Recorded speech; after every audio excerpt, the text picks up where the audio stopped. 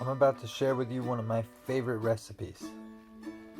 You gotta slice the sweet potatoes thinly and then boil them until they slip right off of your fork.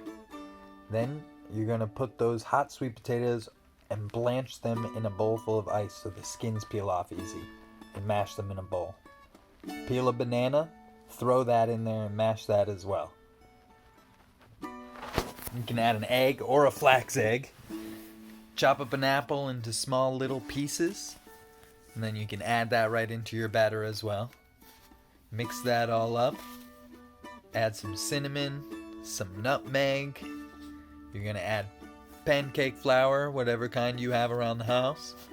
And to cook it, coat the pan with oil, slap them in like you would any pancake, and then you get the most beautiful, delicious sweet potato apple banana pancakes that I like to drizzle maple syrup all over. I hope you enjoy this recipe. It's one of my favorites. Don't forget to subscribe to Boston Organics.